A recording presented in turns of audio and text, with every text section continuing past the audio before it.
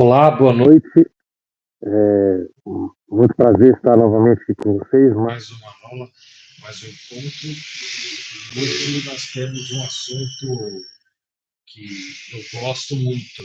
Tem muita coisa para poder mostrar para vocês, muita coisa para a gente poder aprender a partir de hoje, né? Porque o assunto que a gente vai tratar hoje é impossível de tratar em uma aula só. E eu gostaria de estar iniciando essa aula hoje. Então, agradecer a presença de vocês, pedir para vocês deixarem os coraçõezinhos a partir desse momento, porque isso vai ajudar na distribuição dos, do vídeo, né? Como é que é o nome que eles usam, né? Do algoritmo, enfim. Então, peço para vocês darem o coraçãozinho, joinha, o que vocês acharem de legal. Eu tinha achado uma carinha, postei agora há pouco. Acho que é esse daqui. Então, vamos lá. Para a gente poder começar a falar sobre ações, a gente precisa primeiro entender o que elas são. Então, para isso, vou começar compartilhando. Vou começar compartilhando com vocês a parte teórica. A parte teórica vai ser essa daqui. Deixa eu ver se já aparece para vocês. Isso. Certo? Então vamos lá. Tem bastante coisa, algumas coisas eu até coloquei, mas não vou trabalhar hoje para a gente poder ter uma, uma distribuição melhor da aula. Como é uma aula inicial, a gente pode ir aos poucos. Tá bom? Caso de dúvidas, deixe as dúvidas no chat.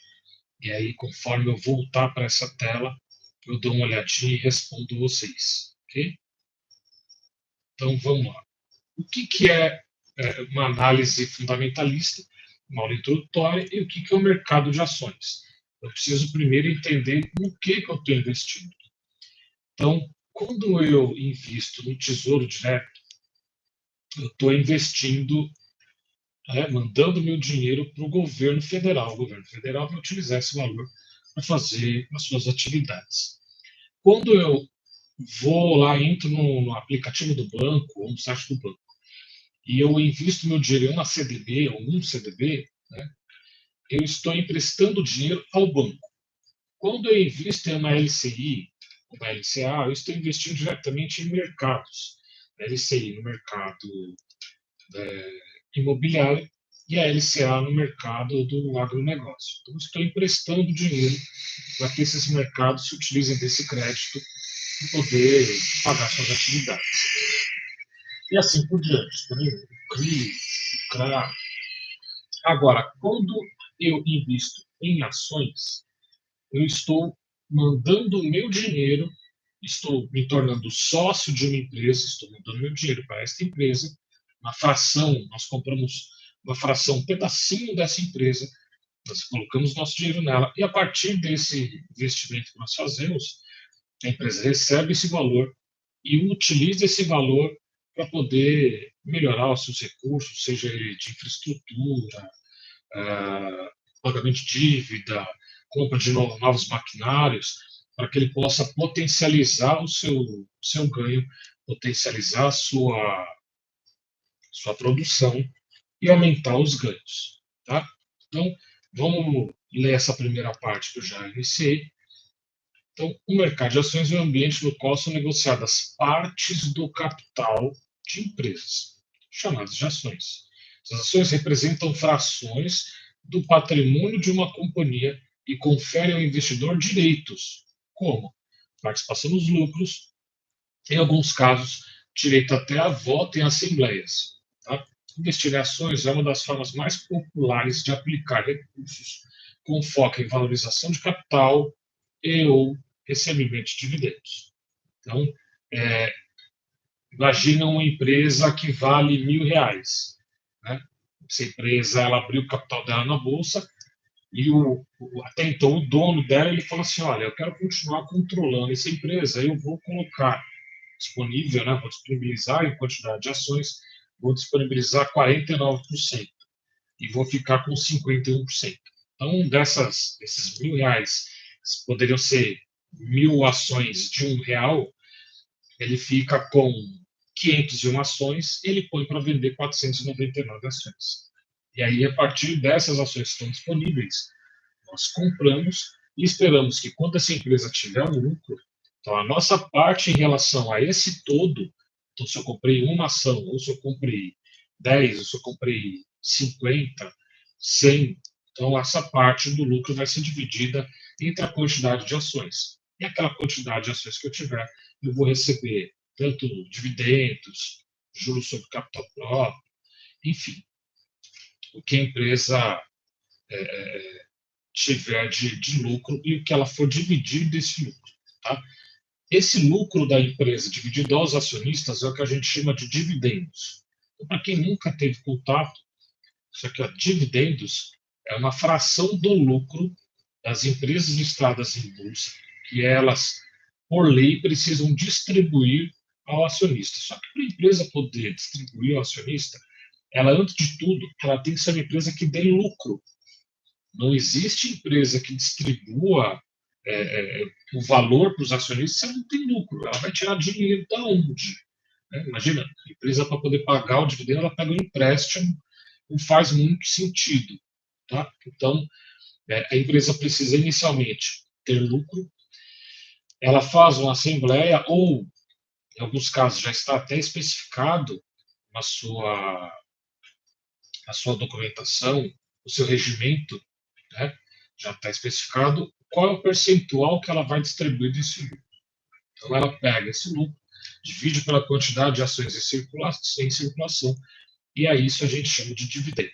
E aí nós vamos ter também outro exemplo que a gente pode estar explicando melhor outra hora, que é o juros sobre capital próprio, que é uma outra modalidade que nós também recebemos quando nós investimos em boas empresas. Então, o segredo é esse: ser sócio de boas empresas. Quando eu invisto em ações, na verdade, eu não estou investindo na ideia, né, de uma fração de algo. Eu estou investindo, estou me tornando sócio de algo.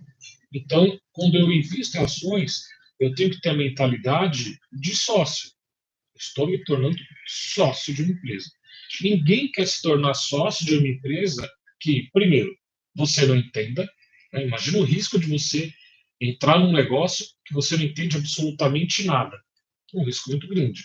Além disso, você também não vai querer entrar numa empresa. Imagina uma padaria. Né? Vou virar sócio de uma padaria que eu não sei como ela funciona e ela não dá lucro. Então, a menos que eu, né, entendesse, soubesse alguma forma de organizá-la, melhorar a forma como ela trabalha, para ela poder gerar mais renda, né, mais lucro, enfim, ao final, não faz muito sentido eu colocar o dinheiro lá. Eu posso vir a perder esse dinheiro. No mercado de ações, é até importante dizer isso, tem gente que tem muito medo antes de investir, e tem medo de colocar o dinheiro e acabar ficando até com dívida. No mercado de ações, isso não acontece. O mercado de ações, ele funciona com o valor que você colocou na pior das hipóteses. Se essa empresa vier a decretar falência, aquele valor que você colocou, imagina, né, nesse exemplo hipotético que eu dei de uma ação que tinha 1.000 ações de R$ 1. O capital dela era de R$ 1.000 inicialmente. Então, imagina que ela começou a se valorizar, eu comprei R$ 100 em ações dela. Comprei 100 ações dela. E ela valorizou e dobrou. Então, aquelas minhas 100 ações que eu tinha pago R$ 1 viraram, né, R$ 2 cada uma, viraram R$ 200. Poxa, dobrou, né? Que bacana. E aconteceu um fato, algo aconteceu, e essa empresa começou a não desempenhar melhor ou tão bem aquilo que ela fazia e ela ia decretar falência. Nesse caso, essas ações elas começaram com o tempo a perder valor. E elas foram perdendo valor até que, numa situação hipotética, declarou a falência e a gente disse que as ações viraram pó. O que é virar pó? Ela perdeu totalmente o valor. Ela chegou a zero. Então, nesse zero, acabou o seu investimento e acabou a sua responsabilidade. Você não vai ter que arcar com nenhum custo, né, com nenhum prejuízo da empresa. O prejuízo da empresa não vai ser, como eu posso dizer, não vai ser distribuído nos acionistas. Não é assim que funciona. Existem outros tipos de investimento que sim, aí você poderia estar arcando com parte do prejuízo da empresa. Mas do que nós estamos começando a falar hoje das ações, é importante deixar isso claro para a pessoa já não começar a ficar, olha, alguém me falou que eu posso ficar com prejuízo, não. Você não vai arcar com o prejuízo da empresa. Você pode, se você colocou R$ 1.000 e a empresa faliu, você perde ao final R$ 1.000. Ok? Então isso precisa ficar claro. Outra questão é, ah, o mercado de ações ele é um mercado que a gente investe em boas empresas para poder captar a valorização com base no desenvolvimento dessa empresa. Uma empresa, investir em uma empresa boa, uma empresa que ela gera caixa, ela gera lucro, essa empresa normalmente vai ter mais investidores querendo e a lei da oferta e procura. Mais pessoas querendo, o preço vai subindo, ok? E aí a mesma coisa, acontece algum fato, as pessoas ficam meio preocupadas com aquela empresa, elas começam o quê também? Se desfazer das ações. Elas se desfazem das ações, o preço dessas ações também cai. Então, por isso que a gente chama o mercado de ações de um mercado de renda variável. Por quê? Porque diferente da renda fixa, onde você tem uma estimativa do quanto você vai ter ao final, no mercado de ações você não tem essa estimativa. É um mercado extremamente subjetivo, no sentido do ganho. É subjetivo. Você não tem uma certeza do quanto você vai ganhar quando você iniciou investindo em ações. Então, por isso, até que quando a gente abre uma conta numa corretora e a gente começa a trabalhar com ações, a gente tem que fazer o teste de perfil de investidor. Até em inglês é suitability, né?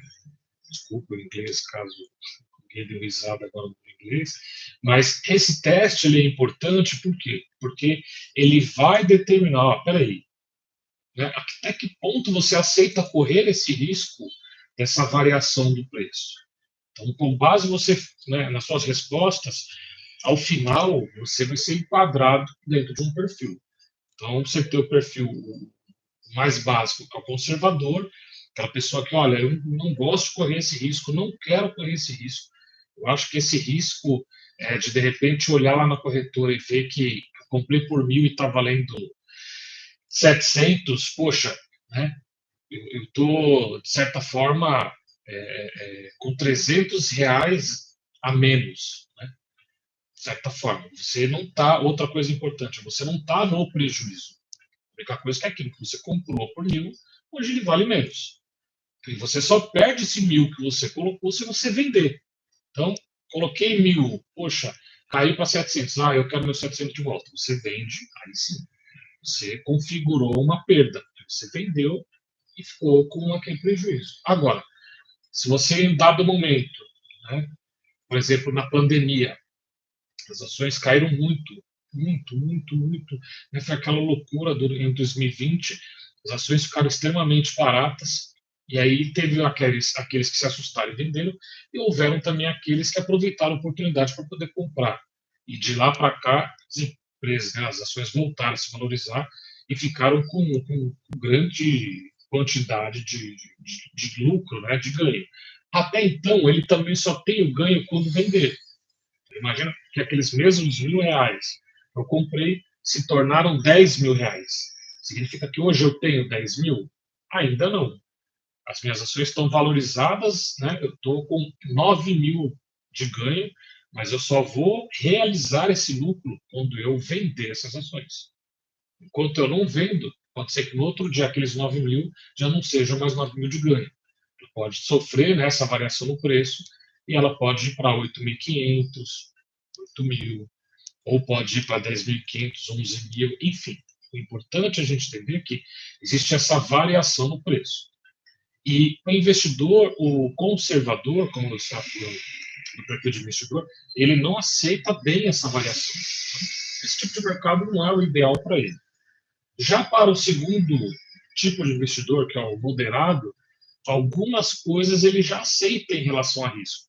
Igual a outra aula que eu já nós já trabalhamos, né, em relação aos fundos imobiliários. Tem menos variação no preço, ainda tem variação no preço. Né? Um dia mais barato, um dia mais caro, ou uma semana subindo, ou uma semana diminuindo o preço.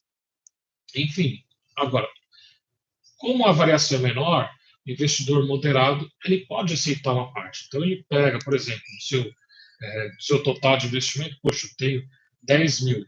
Olha, eu vou fazer assim, não vou pôr tudo no mesmo lugar. Vou pegar ali 5 mil, 6 mil, vou colocar na renda fixa e 4 mil eu vou colocar em ações ou em fundos imobiliários, né, inicialmente. E depois a gente tem o investidor, que ele é algumas corretoras dizem que é o perfil agressivo, outras têm outras nomenclaturas, perfil arrojado, né, que são aqueles investidores que aceitam correr mais risco. É o tipo de cara que vai comprar criptomoeda, né, que é um outro tipo de investimento que nós vamos também estudar mais à frente. Ele vai comprar ações, ele vai comprar fundos imobiliários, ele pode comprar também opções, que é um derivativo, que é uma outra aula que a gente pode ver também mais lá à frente, com mais experiência. Não adianta a gente querer correr esse primeiro momento, e eu sempre deixo claro que ninguém aprende a correr, acabou de nascer, ninguém sai correndo. O primeiro passo, a primeira coisa é engatinhar. Ninguém nasce correndo. A gente precisa engatinhar, aprender a se levantar, se equilibrar, dar os primeiros passos, e com a prática desses passos, a gente vai um dia conseguir correr.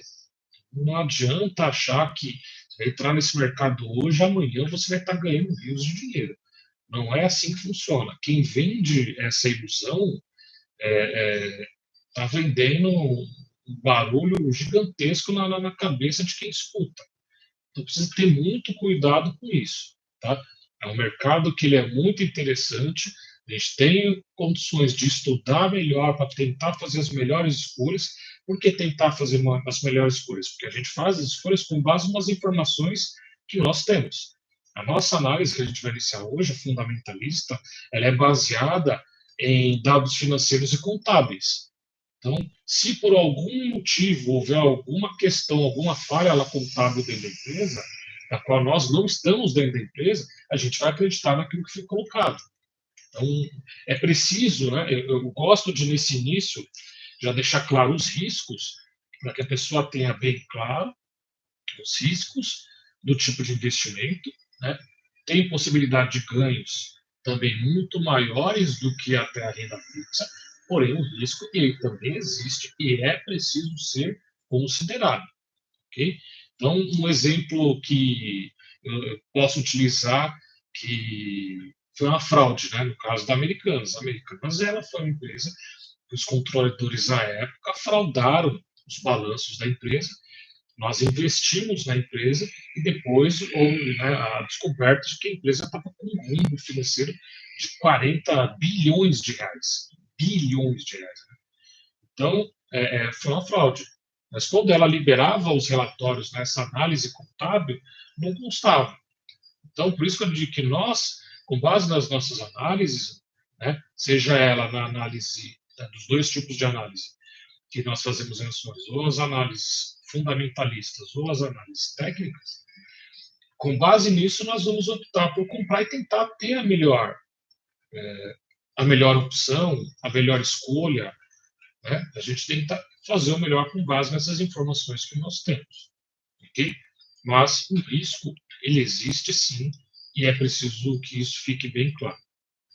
Então, caso o seu perfil, né, ao final de você abrir a conta na corretora, ou você ir para a área de investimentos do próprio banco onde você tem conta, e houve a conclusão que, olha, o seu perfil é arrojado ou agressivo, então você vai estar apto a movimentar esse mercado. Não quer dizer que você entenda esse mercado, mas ele te permite, olha, pode ir. Se você quiser comprar ações, comprar, vender, você está apto. Dentro do mercado de ações também, outra coisa que a gente precisa colocar no início, você tem dois tipos de negociação. Você tem a negociação em swing trade. Tá? O que é a negociação em swing trade? Negociação swing trade é a negociação em que eu compro a ação hoje, não vendo hoje, e vamos supor que eu queira vender amanhã, ou vender daqui a um mês, ou vender daqui a um ano, ou nunca vender. Eu posso também ter a opção de comprar hoje e ir acumulando, acumulando, acumulando, acumulando, e morrer com 200 anos acumulando ações. Então, esse é o mercado chamado swing trade.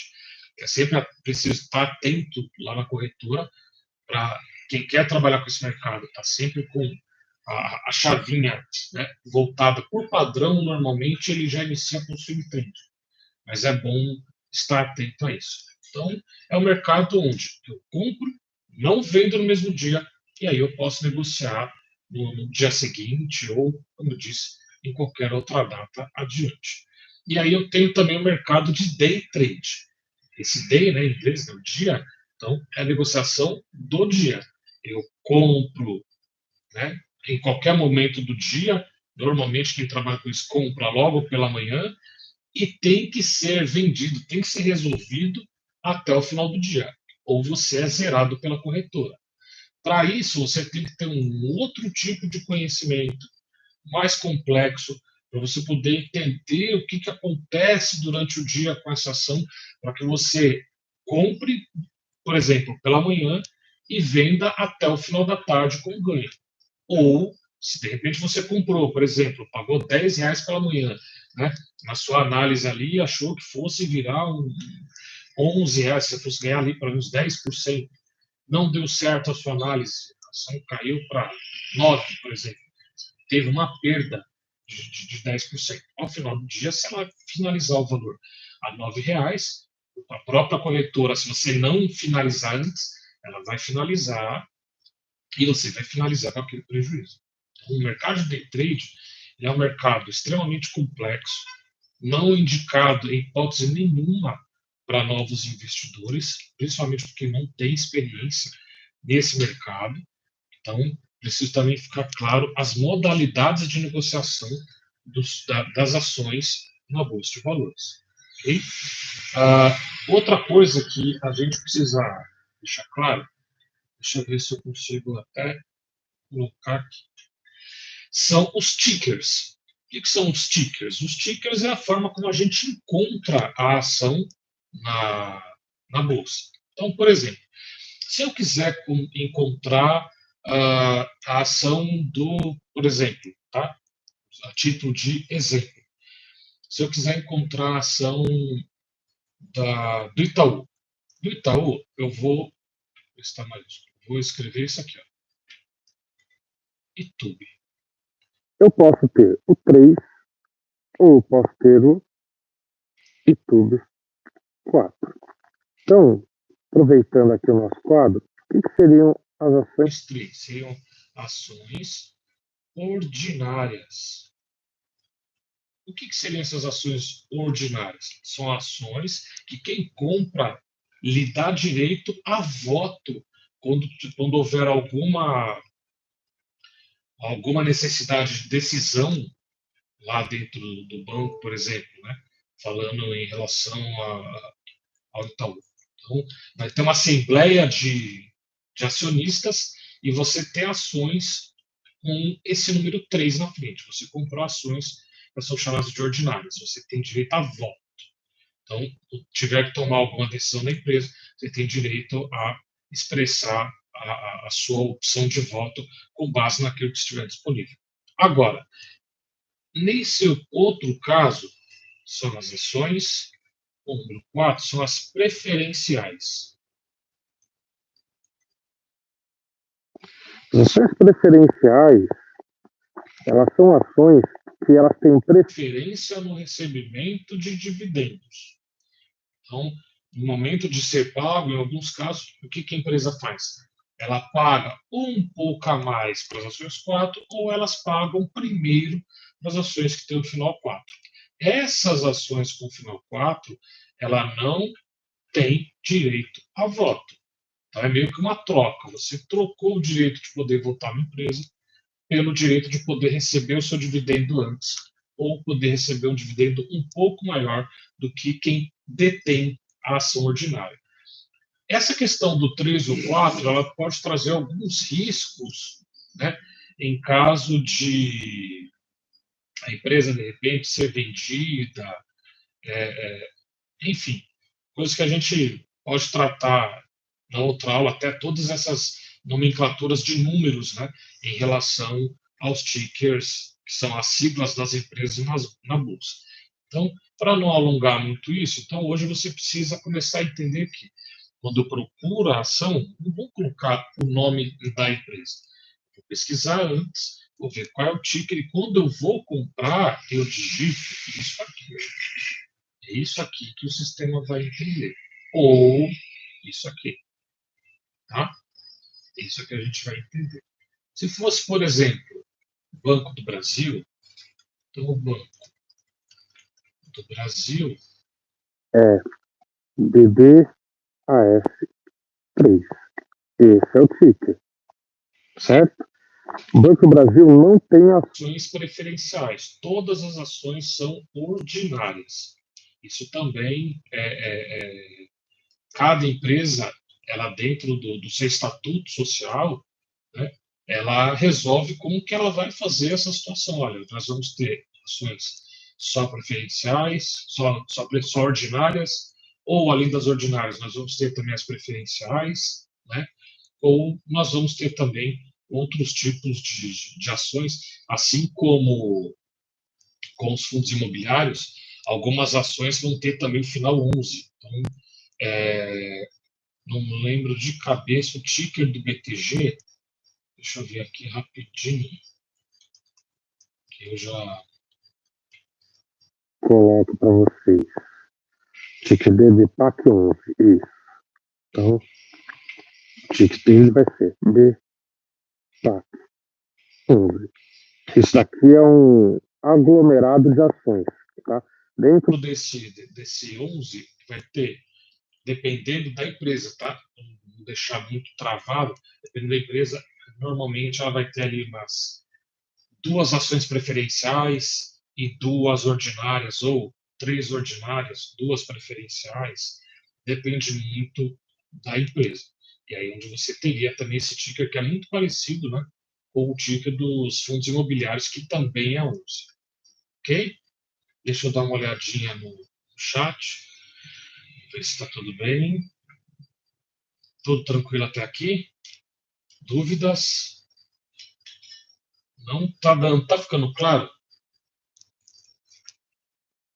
aqui é uma aula que nós estamos introduzindo O conceito de ações. Para quem nunca, de repente, na vida, mexeu com esse mercado.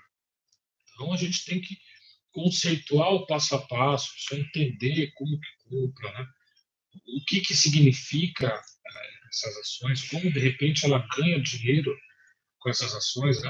Ela pode estar ganhando dinheiro com a valorização da ação, ela pode estar ganhando dinheiro com os dividendos, ela pode estar ganhando dinheiro com o aluguel das ações, ela pode estar ganhando dinheiro com juros sobre capital próprio. Então, se tem diversas maneiras que você pode estar ganhando dinheiro dentro desse mercado, desde que você faça uma boa análise, escolha boas empresas. Ao final, hoje, eu vou ver se eu consigo mostrar para vocês como que a gente consegue tirar um primeiro recorte do que eu quero e do que eu não quero, para poder entender. Ah, mas você está falando boas empresas. Tá, mas como que eu sei que é uma empresa boa ou que a empresa não é? O primeiro recorte que a gente faz, eu quero, ao final hoje da aula, chegar e mostrar isso para vocês poderem entender como eu faço o primeiro corte em relação à qualidade dessas empresas.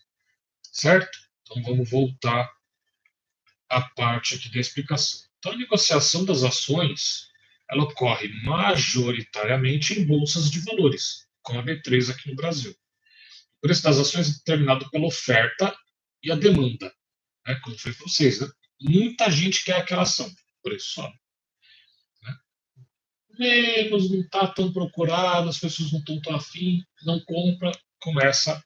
Muitas pessoas que tinham começam a vender, então existe essa possibilidade de as pessoas começarem a vender e a empresa, né, pela lei da oferta e da demanda, a empresa vai ter uma desvalorização no seu papel. Quando a gente fala papel, é a ação.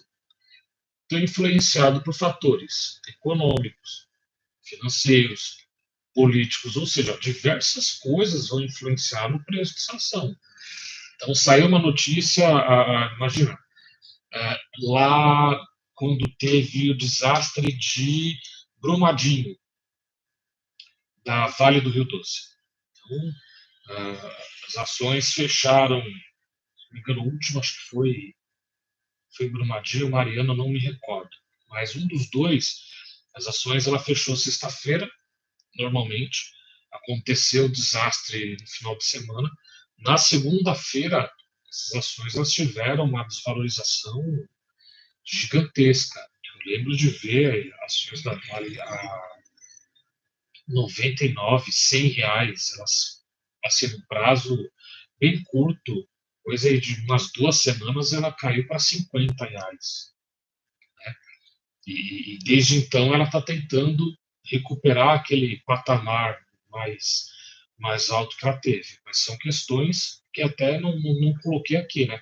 Não é nem econômico nem financeiro, é político. É uma questão de um desastre que aconteceu, fator, né, sem ser um desses daqui, mas que também impactou, porque você começa a pensar, poxa, mas vai ter que pagar, né, bilhões em indenizações, construção, fora a mancha na imagem da empresa, né? Até conseguir resolver tudo isso, o preço da ação despencou. Mas tudo isso daqui, além dessa situação que estou dizendo, impacta o preço das ações. Também pelas expectativas dos investidores sobre o desempenho das empresas. Então, se também os investidores têm uma perspectiva que a empresa vai muito bem, poxa, eu acho que essa empresa, como vem acontecendo agora com o Embraer, né? O Embraer é a empresa aérea, hoje deve ser a que mais vende, né? Mais recebe pedidos de venda de aviões no mundo. Em relação, né, quando você compara com seus concorrentes no exterior, né, a Airbus e a Boeing, você percebe que ela pode ter um crescimento, né, muito maior pelo pacote que ela está recebendo de encomendas. Então, no passar aí desses últimos meses, ela se valorizou muito com essa expectativa, né, dos investidores em relação à valorização que as ações da empresa vão ter, com base nesse capital que ela vai receber para poder vender, fazer a venda, fazer a entrega desses aviões. Okay? Então, até aqui, eu expliquei para vocês o que é esse mercado, né? O que é o mercado de ações. Então, você vai lá na bolsa, até a forma de comprar em si é simples. A questão é, o que a gente vai dar uma olhada, né? O que eu aprendo a olhar, o que eu preciso olhar para ver se eu estou comprando, não estou comprando gato por lebre, né? Eu diria os mais antigos. Então, para evitar isso, uma das formas que a gente analisa é a análise fundamentalista. Então, a análise fundamentalista é uma metodologia utilizada para avaliar o valor intrínseco de uma empresa, com base em seus fundamentos econômicos e financeiros. Então, por isso que é importante, a cada trimestre as empresas liberam um relatório contábil, financeiro, mostrando quais as dívidas que elas têm, quais as dívidas que elas têm que pagar no curto prazo, quais as dívidas que elas têm que pagar no longo prazo, qual o montante que ela faturou, qual a quantidade de impostos que ela pagou, disso tudo, né? Pagando tudo, quanto, né, dessa relação entre o que ela faturou e o que ela pagou, seja nas dívidas, ou seja, nos impostos, enfim, as diversas coisas, o que sobrou como lucro líquido? Isso é importante. Nós temos na Bolsa empresas que nunca tiveram prejuízo, ou nunca foi reportado, né, o prejuízo. Então, são empresas, do ponto de vista da estabilidade financeira, são empresas interessantíssimas. Nós temos até, em alguns casos, não sei se hoje ainda está, mas eu já vi empresas que ela tinha mais caixa na mão, mais dinheiro guardado, do que a quantidade de dívidas que ela tinha. Tinha empresa que devia, né, tudo que ela tinha a pagar era 300 milhões. Ela tinha em caixa 600, ou seja, ela pagava 2 vezes as dívidas dela sem, né, isso só com o dinheiro que ela já tem em mãos. sem contar todos os recebimentos que ela vai ter em relação àquilo que ela está vendendo. A empresa dessa, se você analisar, ela tem um caixa forte, né, e robusto, e é uma empresa que, dependendo da situação, você está comprando ela na bolsa, muitas vezes a análise não está levando isso em consideração. Olha, essa empresa, só o que ela tem no caixa já. Se de repente o controlador falar, olha, eu quero dividir isso daqui e pagar esses dividendos, você já recebe quase metade do valor da ação só de dividendos. Caso o administrador queira, né, fazer um agrado aos investidores nesse sentido. Então, o objetivo é identificar se o preço de mercado, o que é o preço de mercado? O preço que a ação está sendo negociada, né, o preço de mercado de uma ação, se ele está abaixo, subavaliada, ou acima, sobreavaliada, do seu valor real, a partir de dados contábeis e projeções futuras. Ela é amplamente utilizada por investidores que adotam uma abordagem de longo prazo, que é isso que eu estou dizendo para vocês, dentro do mercado swing trade. O maior exemplo de investidor, os melhores exemplos, né? Posso dar dois exemplos clássicos aqui para vocês, de dois investidores que são investidores que têm uma abordagem de longo prazo e são extremamente vencedores. Aqui no Brasil é o Luiz Barsi. Luiz Barsi é um senhor com mais de 80 anos, é o maior investidor pessoa física na Bolsa Brasileira. Ele tem um patrimônio aí na casa dos 3 bilhões e meio, 4 bilhões de reais. Bilhões de reais. A última vez que eu vi a filha dele em um podcast falando, a Luiz Barsi, ela fez um cálculo que ele estava recebendo aí, se fosse dividir, né, os dividendos que ele recebe anualmente pela quantidade de dias, seria equivalente a ele receber por dia na casa de 1.200.000 reais de dividendos das empresas que ele tem as ações. Então, imagina que ele recebe na casa dos quase 400 milhões de reais por ano só de dividendos. E o que ele faz? A política dele é comprar boas empresas, né? Ele tem um hall de empresas que ele compra, se não me engano, até tem a sigla BEST, né? São bancos, energia, telefonia e acho que seguros, uma coisa assim. Não lembro ao certo a sigla completa, mas essa é a lógica de investimento dele. Ele não gosta de comprar ações de mercados cíclicos. O que são ações de mercados cíclicos? Imagina que nós estamos num momento do país muito bom, juros baixos, todo mundo comprando. Um dos primeiros setores que começa a se desenvolver muito é o setor de varejo. Então, Casas Bahia, Magazine Luiza, essas empresas elas crescem o faturamento, cresce o lucro, vendem muito, as pessoas estão com dinheiro, juros está baixo, as pessoas trocam geladeira, trocam fogão, e essas empresas elas dão um boom. Já nos momentos de crise financeira, onde juros mais altos, contenção do crédito, né? O crédito é mais difícil, os preços mais altos, o que acontece? Nesse momento, esse tipo de empresa ela começa a não performar também, porque ela começa a vender menos. Está tudo mais caro, ela vende menos. Quando ela vende menos, ela cai. Então, o que é o cíclico? Né? Ela tem momentos muito bons e momentos ruins. O Barsi não gosta disso. A política dele é de comprar empresas que são perenes. Então, por exemplo, o que é uma empresa perene? As empresas do ramo de eletricidade. Por que é uma empresa perene? Porque uma vez que você está aqui, né, como eu aqui, como vocês, a gente está usando energia elétrica. Bom, ninguém vai ficar um mês sem pagar energia elétrica, né? Já que você está usando, está dentro de casa, se você não pagar, eles vão cortar.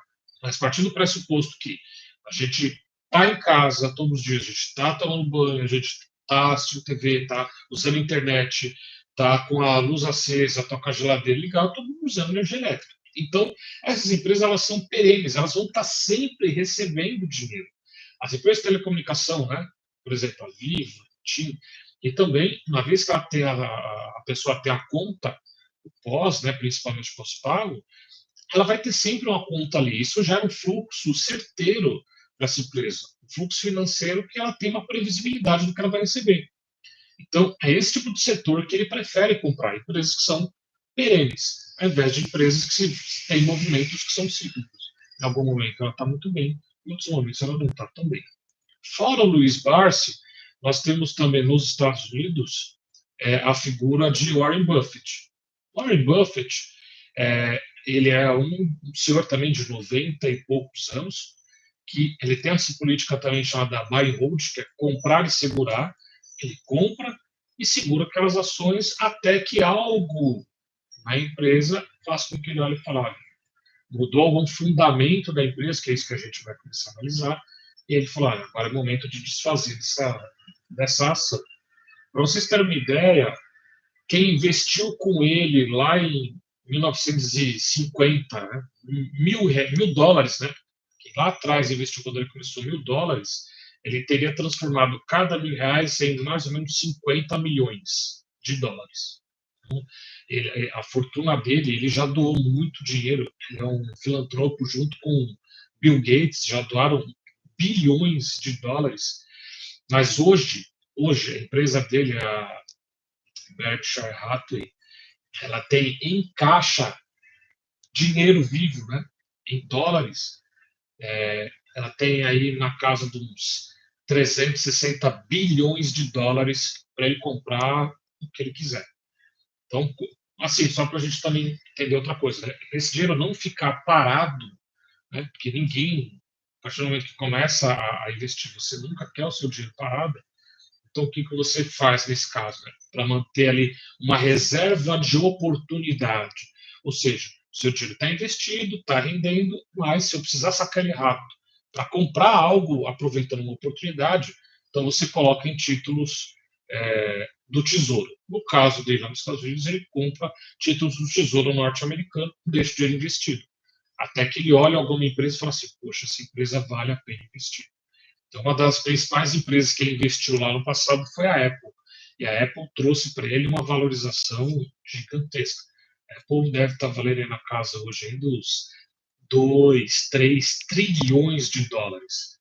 Então, o investimento que ele fez lá atrás é uma das maiores empresas, ou a maior empresa que ele tem no portfólio da Berkshire Hathaway. E isso valorizou grandemente e fez com que ele seja um dos investidores mais bem-sucedidos da história. Ok? Então, por isso que a gente fala sobre abordagem de longo prazo. Então, busca empresas sólidas e lucrativas.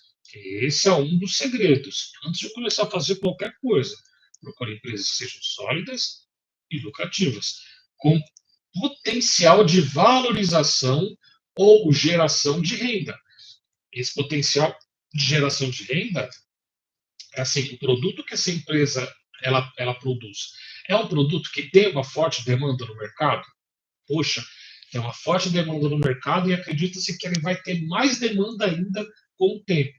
Então, é uma empresa que ela tem uma possibilidade de forte geração de renda ou forte geração de caixa.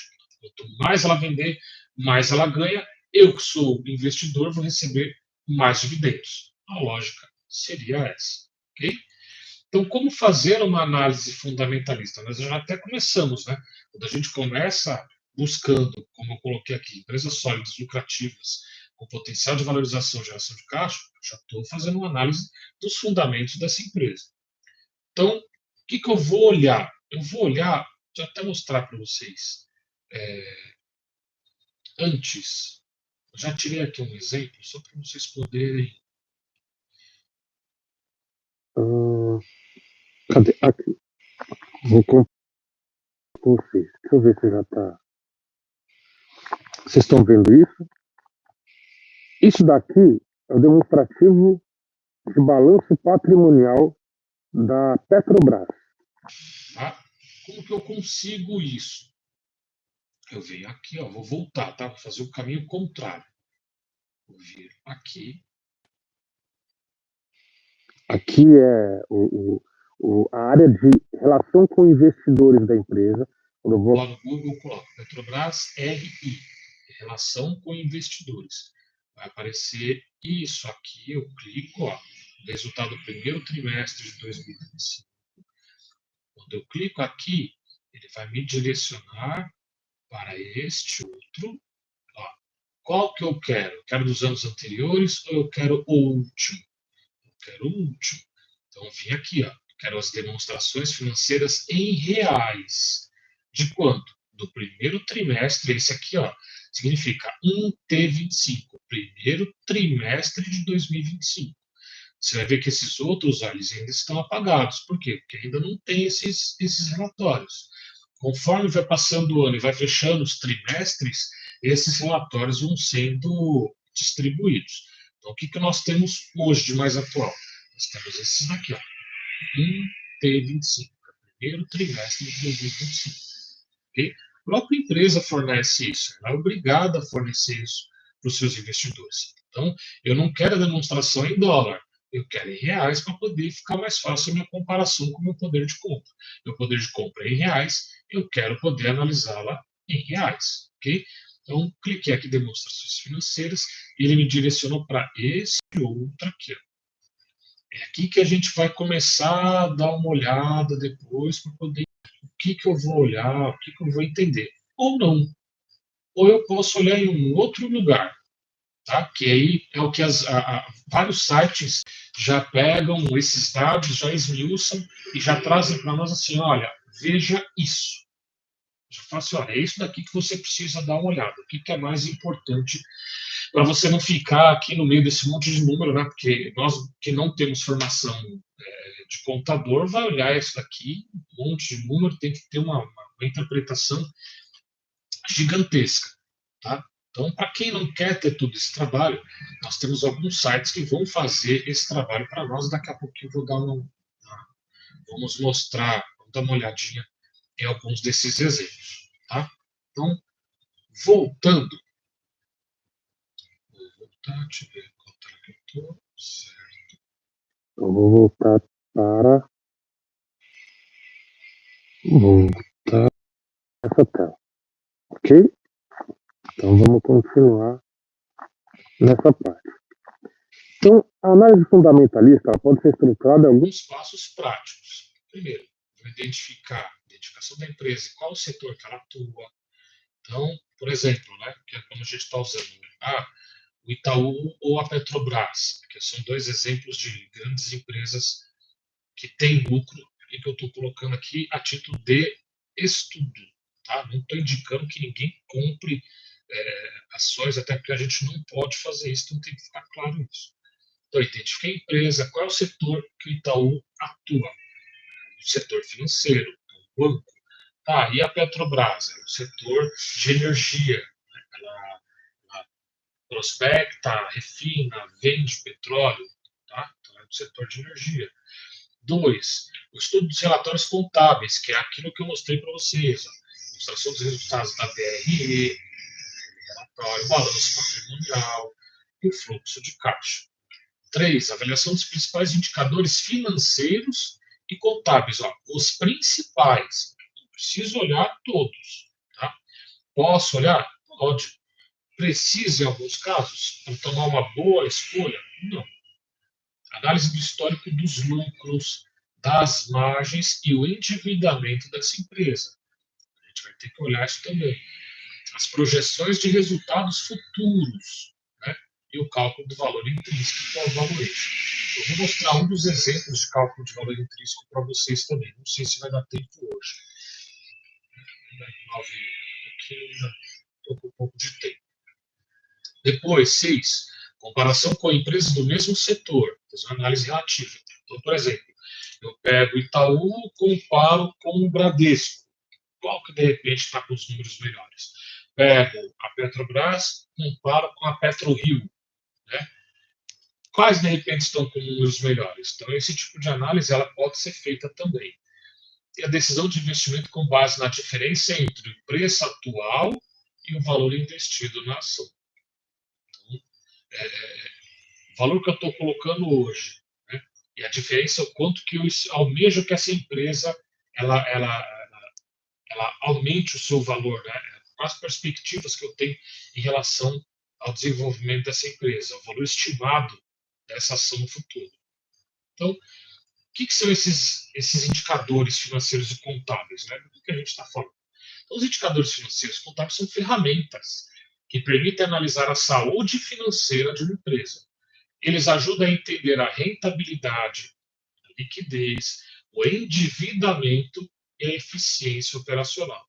Então, eficiência operacional é a empresa, ela compra algum produto, ela altera esse produto, ela vende esse produto, né, e aí é feito todo aquele cálculo do quanto que ela gastou, quanto que ela pagou, quanto que ela vendeu, para poder ver, olha, essa empresa, esse produto está dando lucro. Está dando lucro, a gente não sabe ainda se esse lucro vai, né, nesse primeiro momento, se ela vai pagar todo, né, os impostos, os funcionários, tudo e vai dar lucro, ou se, tipo assim, pelo menos, olha, ela é eficiente, a operação está legal. Mas às vezes o que acontece com a empresa? A parte operacional dela é eficiente, mas a parte comercial não está tão legal. Então ela não está conseguindo vender. Ela gera até um lucro quando ela produz e quando ela está ali, ó, vendendo um produto que ela produziu a 10, ela vende a 20. Está vendendo, por exemplo, um exemplo, né? Um dobro de valor. Porém, o produto não está conseguindo ser vendido. Então, é um outro problema. Tá? Só para a gente entender mais ou menos o que é a ideia de eficiência operacional. Outra coisa que eu quero mostrar para vocês é isso aqui. Vou pegar um exemplo dessa página que vai nos ajudar, né? levantecorporate.com, fazer o crédito a eles. Isso daqui, ó, é um exemplo do que a gente analisa, né, de entender o que é o balanço patrimonial da empresa. De um lado, você tem os ativos da empresa, do outro lado, você tem os passivos e o patrimônio líquido da empresa. Tá? Então, o que são os ativos? Então, usado dentro de um período de um ano. Então, por exemplo, o caixa, né, o dinheiro que ela tem, e equivalentes, de repente até investimentos, estoque, né? Ela tem vários produtos lá estocados, já prontos para poder vender, ou contas a receber, né? Ela produziu e ela está esperando chegar um valor para receber daqui 15 dias, 20 dias, um mês. Então, isso é um ativo. O ativo não circulante usado após o período de um ano são os imóveis, máquinas, que a empresa, né, se ela não é imobiliária, ela não vai ficar vendendo os imóveis dela direto. Se ela também não é uma empresa que produz trator e vende, ela também não vai ficar vendendo, por exemplo, né? Se ela é uma empresa que não é do ramo de compra e venda de empresa, então ela também não vai ficar negociando. Então, esses ativos, eles são os não circulantes. Não tem necessidade de ficar movimentando eles. E também as marcas e as patentes que essa empresa tem. Por exemplo, o setor farmacêutico. Eles têm que ter diversas patentes, né? Para poder, diversas autorizações, essas autorizações também têm custo, né? Normalmente são autorizações caras para poder produzir um determinado tipo de remédio. Do outro lado, nós temos também o passivo circulante. O que essa empresa tem que pagar por investimento dentro do período de um ano? Então, ó, os fornecedores que ela tem que pagar. Passivo não circulante, o vencimento após um período de um ano. Empréstimos, de repente, que ela fez com mais de um ano, empréstimo que ela fez com 2 anos, 3 anos. Então, um exemplo de passivo não circulante e patrimônio líquido, que é o capital social da empresa, os lucros e os prejuízos acumulados. Então, isso daqui é de forma bem simples, só para você entender os dois lados da balança. Tá? E esses dois lados da balança, ao final, eles têm que ser iguais. Ok? Mas para a gente não ter que ficar quebrando a cabeça e falar assim, nossa, Hélio, isso aqui é muito difícil, vou ter que fazer um curso de contabilidade para poder entender isso. Não, na verdade a gente não vai precisar chegar a esse ponto não, tá? Deixa eu voltar aqui só nos... Voltar aqui nos indicadores, tá? Só para a gente entender um pouco do que a gente vai estudar. Né? Então, por exemplo, indicadores de rentabilidade. Né? O que está me indicando que a empresa está ganhando dinheiro, né? Que ela está fazendo dinheiro. Então, um desses indicadores é o ROI. Normalmente, se as siglas são em inglês, tá? Então, Return on Equity, que é o retorno sobre o investimento. Então, médio retorno sobre o patrimônio líquido. Então, isso daqui é importantíssimo para nós. O ROA, Return on Assets, é a eficiência da utilização desses ativos. Então, quando ele recebe aquele dinheiro, né, quanto ele consegue fazer de dinheiro em cima de cada real que entra nessa empresa para poder produzir mais? Qual é a eficiência da utilização desse recurso que ela recebe? Margem líquida indica o percentual do lucro em relação à receita líquida. Isso aqui também é importante para nós. Quanto melhor a margem líquida e a receita líquida, melhor para nós. Indicadores de liquidez, liquidez corrente, capacidade da empresa de pagar dívidas de curto prazo. Liquidez seca, exclui os estoques da análise, sendo mais conservadora. Indicadores de endividamento, então, a relação dívida bruta e patrimônio líquido, né? Um dividindo o outro. Mostra o grau de alavancagem financeira. Quando a gente fala em alavancagem, o indivíduo alavancado, para vocês entenderem, é o indivíduo que ele tem dívidas financiadas. Então, por exemplo, imagina que você tem o seu cartão de crédito e você tem, você comprou vamos imaginar, você comprou uma TV de 70 polegadas, você pagou 5 mil reais. Você está, né, de certa forma, grosso modo, só para entender, você está alavancado, você tem um valor a pagar de 5 mil reais. Você pode ter parcelado em 10 parcelas de 500 reais. Então, isso é uma dívida que você tem a pagar. Então, você está alavancado. Você pegou empréstimo. Você pegou empréstimo, de repente, para fazer uma reforma na sua casa. Você está alavancado. Tá? Então, os indicadores de endividamento mostram o grau de alavancagem ou de endividamento que essa empresa tem. Cobertura de juros, capacidade da empresa de pagar os encargos da dívida, né? A empresa que tem dívida e paga só os juros também dessa dívida. Ou o juros dessa dívida também é alto em relação aos novos empréstimos que ela fez. Enfim, indicadores de eficiência e valuation, giro dos ativos, receita líquida dividida pelo total dos ativos da empresa.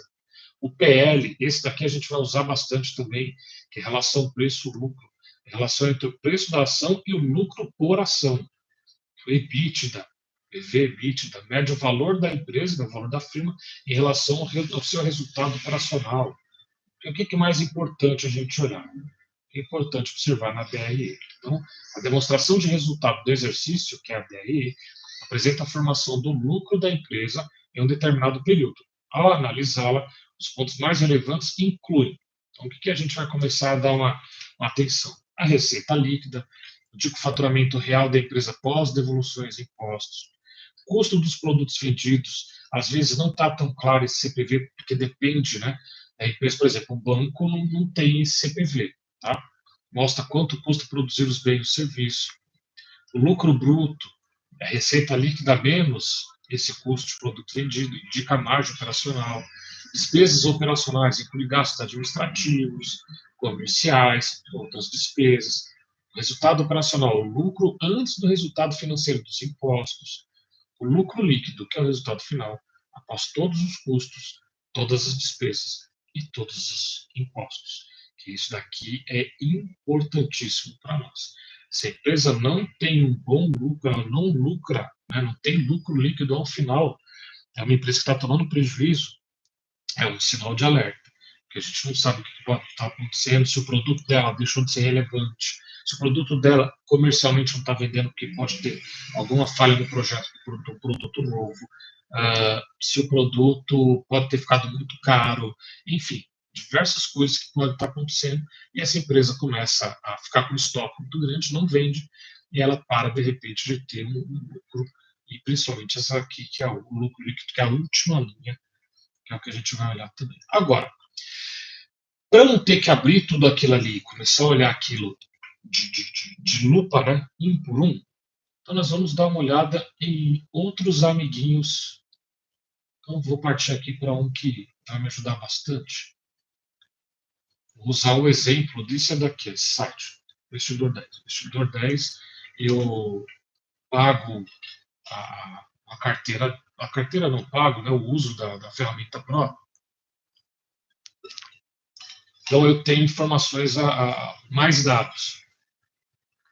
Esses dados até, para quem de repente não achei caro, você faz o pacote, que está na promoção R$19,90, não vou fazer propaganda deles, porque não estou recebendo para fazer propaganda nenhuma, mas é um site muito interessante, porque quando você começa a olhar, você já tem o valor da cotação do dia, a relação preço-lucro, e tem a explicaçãozinha aqui, ó, quando você põe o mouse em cima, o que é a relação preço-lucro?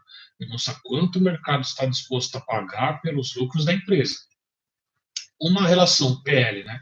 Uma relação preço-lucro de 2 significa que você está pagando R$2 a cada R$1 de lucro líquido da empresa.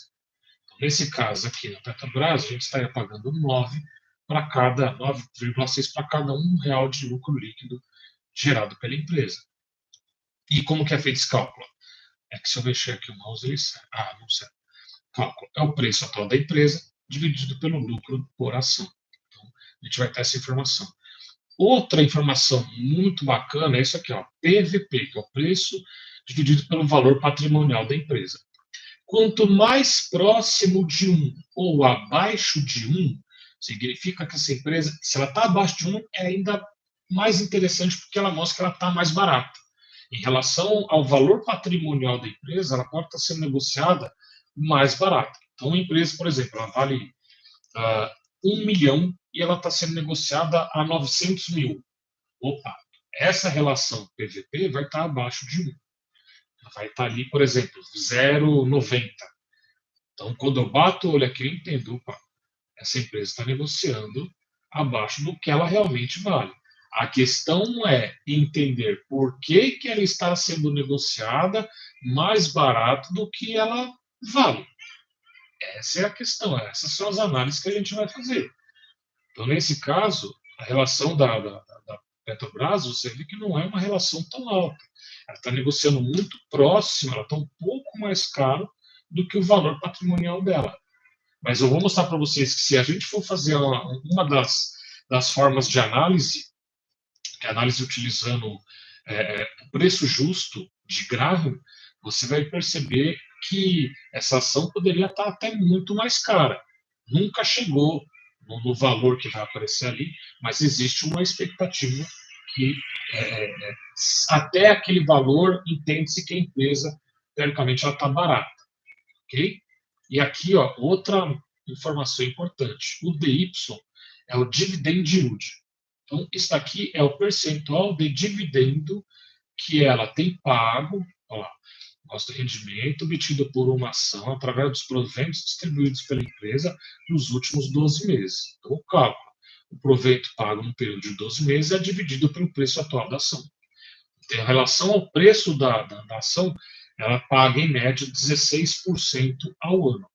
Então, se você imaginar que a Selic, nessa data, né, nós estamos dia 26 de julho, para quem for assistir na posteridade, né, 26 de julho de 2025, a Selic é 15%, então a Petrobras paga mais do que a Selic em dividendos.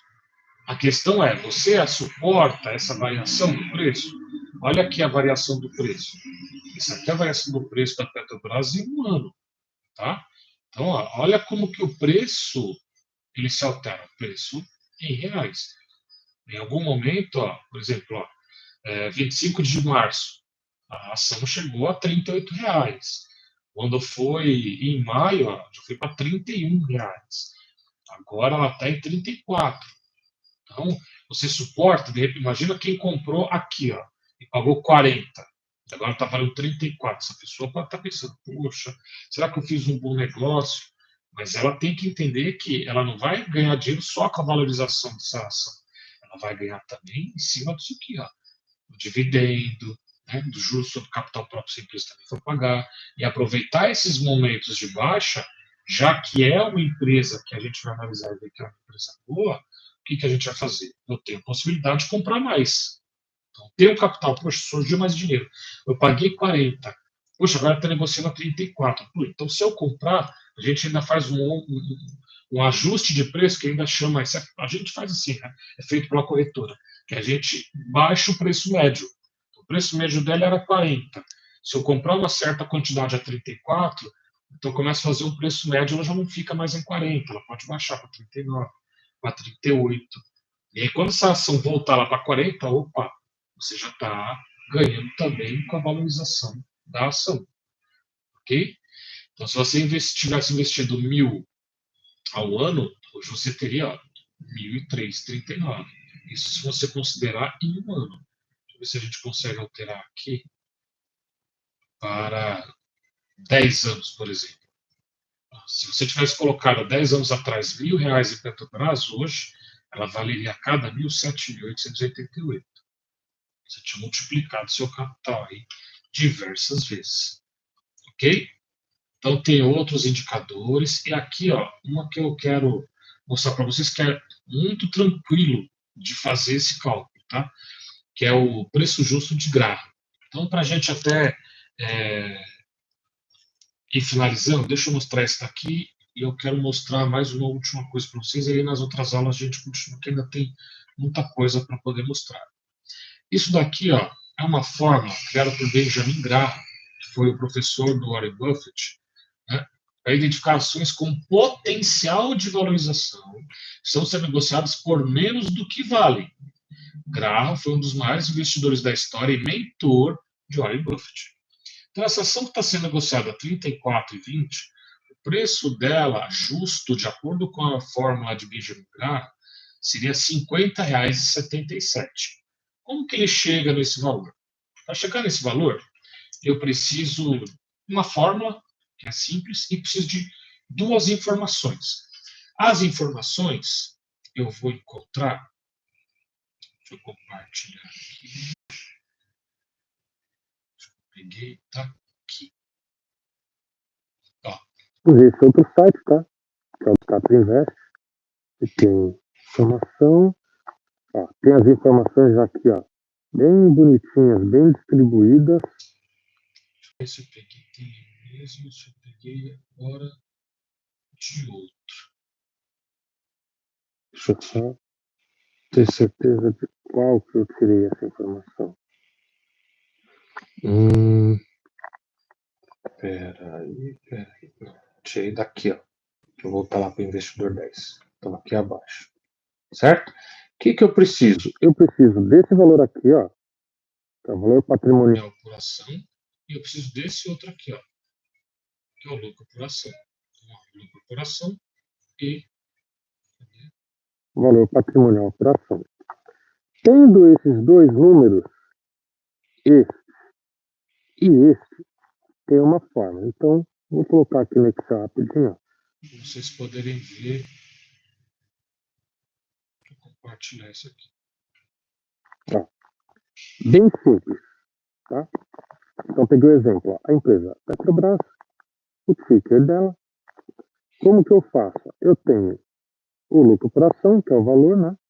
O valor patrimonial por ação, os dois valores. Qual que é a fórmula? A fórmula é, eu vou tirar a raiz quadrada, né? Tem a fórmula do Excel, que a raiz está aqui, essa página está em inglês, então ela vai ser de outra forma. Vai ser 22,5 vezes este número vezes este número. Fecha parênteses. É isso. Tá? Quando eu der o Enter, aí você vai ver que a fórmula já está aqui, ó, bonitinha. Ó. Certo? A única coisa é que isso aqui está mudando, porque isso aqui está em inglês, tá? Esse 2,5 é a fórmula do gráfico, tá? Ele entendeu que tinha que ser multiplicado por esse valor. Então, 22,5 vezes o lucro por ação vezes o valor patrimonial por ação. O resultado, olha lá, 50,77. Quando a gente voltar lá no onde a gente está analisando, a guia de novo. Quando eu volto aqui, olha lá, 50,77. Esse seria o preço justo da ação da Petrobras. Ok? E por último, para a gente também dar uma olhadinha hoje, tem um outro site que a gente vai usar mais na próxima aula, que é este daqui, Fundamentos. Por que o Fundamentos é legal para a gente poder usar? Porque ele vai fazer um corte para nós, tá? Nós vamos pegar aqui, ó, fiz uma busca, tá? Aqui, ó, empresa, fiz uma busca, tem diversas informações que ele me pergunta. O que, que você quer? Eu venho aqui no patrimônio líquido, coloco um número absurdamente grande, tá? Digo para ele que eu quero só empresas que foram negociadas nos últimos 2 meses e eu quero também o último balanço trimestral divulgado. Isso daqui eu não preciso mudar, tá? Está ordenado pela relação do PL, né, do preço-lucro, mando ele buscar. Ele cria essa lista gigantesca. Tudo isso daqui são as ações que estão na B3 aqui sendo negociadas em São Paulo. Uma lista gigantesca. O que, que eu faço? Eu seleciono tudo isso daqui, vou até lá embaixo, vou copiar tudo isso daqui, copio tudo isso, vou no Excel, colo no Excel, quando colar no Excel, ele vai ficar, está para vocês, ele vai ficar mais ou menos assim. Até aqui eu já coloquei, até para a gente ganhar tempo, eu já coloquei alguns filtros, tá? Adicionei filtros e congelei uma parte para vocês poderem ver o nome das ações. A única diferença que eu fiz foi isso, tá? Eu colei ele, coloquei as colunas todas certinhas, adicionei filtro, que é isso aqui, tá? E coloquei esse congelar aqui, por quê? Porque quando eu mexo, ó, essas colunas andam e a outra não anda, ok? Então, para a gente poder ir finalizando agora, o que, que eu quero separar? Eu quero separar, o primeiro corte que eu quero separar é isso aqui, ó. Tá vendo aqui escrito, ó, Patrim Liq. Isso aqui é o patrimônio líquido da empresa. O que, que eu quero entender? Que se ela está com o patrimônio líquido negativo, primeira coisa que eu vou fazer, eu vou eliminar esse cara. Eu não vou perder tempo analisando essa empresa. Por quê? Porque é uma empresa que não está numa situação financeira interessante. Eu não quero perder meu tempo analisando essa empresa. Se você quiser analisar, ótimo. É uma questão sua. E eu não quero. Lembra, eu quero boas empresas, empresas que possam dar lucro para que eu estou sendo sócio de uma empresa. Eu quero ser sócio de uma empresa que de repente pode me dar mais problema no futuro. Eu penso assim, tem gente que não, e tá tudo bem. Então, a primeira coisa que eu vou fazer é isso aqui, ó. Vou clicar aqui e eu vou mandar ele ir do, tá em inglês, né? Do maior para o menor. Então aqui, ó, aqui o gatinho está com 0, mas não é uma empresa que está ruim. Eu quero. Aqui ele vai ter que dar um short. Ver se ele entende melhor. Essa versão do Excel para a internet é que me quebra, né? Porque se eu for abrir a planilha mesmo, ele não abre no YouTube, ele não permite abrir. O que, que eu quero aqui? Quando eu fazer essa análise, eu quero que ele filtre para mim todos os valores que são negativos. Todos. Então, o que, que eu quero? Eu quero desse cara, eu quero que todos os valores que estiverem negativos, eles fiquem para o final da lista. Mas tudo bem. Se ele não está fazendo isso agora, quando vocês forem fazer no Excel, no computador normal, né, sem estar fazendo isso ao vivo, vocês vão conseguir fazer com que esses valores negativos você já exclui. Então, por exemplo, esse cara eu não quero, essa empresa eu não quero, tá? Já até pintar ela de alguma cor só para esse cara eu não quero, vou nem perder meu tempo. Se ele tivesse funcionado essa classificação, ele já ia deixar todas eles ao final. Eu já podia até excluir. É só olhar e excluir. Esse cara, eu não quero. Patrimônio líquido negativo. Ou seja, ele tem mais dívida do que o que ele tem de patrimônio. Esses caras eu não quero. Ó, negativo. Não quero. Então, eu vou eliminando a Oi. Isso aqui também é outra ação problemática. Tá? Cara, dívida, 14 bilhões. Não quero. E assim a gente vai eliminando esses caras. Então, esses caras, ao final, né, em condições. Os normais, todos eles iam parar lá no final. E aí, deixa eu ver se eu ainda consigo salvar isso. Deixa eu tentar. Duro de fazer na aula ao vivo. É isso, né? E você quer fazer um negócio ao vivo e a ferramenta não te ajuda. Deixa eu subir. Ó.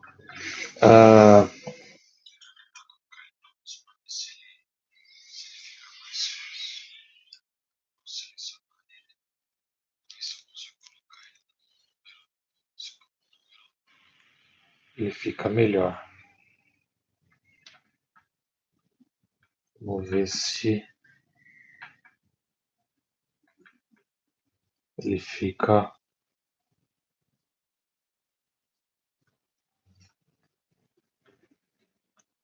Se ele fica mais legalzinho.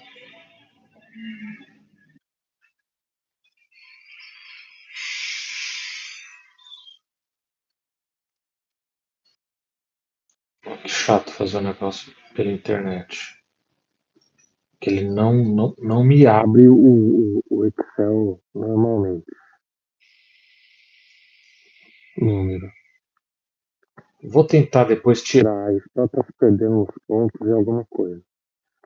Ele poder fazer com que quando eu pedir para ele para colocar na ordem, ele retire todos os negativos para mim já no automático. Enfim, mas deu para entender o que a gente precisa fazer. Esses camaradinhos aqui. São todos os primeiros casos que a gente não vai querer. Ok? E aí, na próxima aula, eu vou pegar outros indicadores e a gente vai limpar essa lista. Tá? Nossa ideia é o quê? Tirar dentro dessa nossa análise aquilo que para nós a gente não vai valer a pena ficar olhando. A menos que você queira olhar empresas que estão altamente endividadas e, enfim, aí vai de cada um. Mas para a gente que está, para quem está começando, né, o interessante é que você seja sócio de boas empresas e que vão te pagar o dividendo, que é o que normalmente as pessoas querem. Mas, se de repente quiser manter a análise e dar uma olhada no geral, não, não vou me opor. Aí é com você. Mas o primeiro critério que a gente vai tirar é esses amiguinhos aqui. Ó. Nessa coluna de patrimônio líquido, todo camaradinho que for negativo, eu quero fazer isso aqui. Ó. Vir aqui. Eu quero excluir ali. E eu vou tirar esses caras. Se ele tivesse seguindo o que eu quero, todos eles iam aparecer ao final, todos negativos, eu já selecionava todas as linhas, escolhi elas todas de uma vez, e aí esse número, que ao final ele está 276, ele ia cair pelo menos aí para 220, 200, e aí eu ia continuar fazendo essa limpeza. Mas até para a próxima semana, melhor aqui para o PC Excel entender como esse Excel é online, para poder entender o que falta para ele poder fazer essa separação bonitinha. Ok? Tem um monte de coisa que eu já deixei separado aqui, mas como o horário já tem 1h28 de aula, então eu acho que até aqui tá bacaninha. Beleza? Alguma dúvida até aqui? Para a gente poder continuar na próxima quinta-feira, na próxima aula. Dúvida? Não. Nossa, ninguém tem dúvida. Que excelente. Você é um professor muito bom. Ninguém tem dúvida. Todo mundo conseguiu entender essa primeira parte, o que é a ação. Então, revisando. A gente consegue entender o que é a ação, né? Como que a gente olha o ticker dela, como que a gente compara as empresas do mesmo setor, onde que a gente vai achar, né? Algumas páginas já tem essa informação mais esmiuçada para a gente já poder olhar, e aí a gente vai começar a olhar quais os indicadores que a gente olha. Alguns não fazem muito sentido para alguns tipos de empresa, outros fazem mais sentido para alguns tipos de empresa. Né? Como que a gente exporta esses dados para poder analisar e o que vale a pena ser analisado dentro dessas informações. E aí, com base nisso, a gente vai começar a escolher algumas empresas para a gente poder aprofundar a nossa análise. Tudo bem? Tranquilo? Então eu vou fazer o primeiro corte aqui, para a gente poder finalizar já a aula com 1h30, depois eu vou cortar. Uns 10 minutos, né? Os 10 minutos iniciais, para a gente poder postar de novo, deixar o vídeo mais sucinto aqui no YouTube. Ok? Então, para quem assistiu essa aula, muito obrigado. Espero que vocês tenham conseguido entender um pouco para quem está iniciando no mercado de ações, entender como que ela funciona, enfim. E aí, nas próximas aulas, nós vamos aprofundando na análise fundamentalista, que é o primeiro tipo de análise que a gente faz em relação às ações. Ok?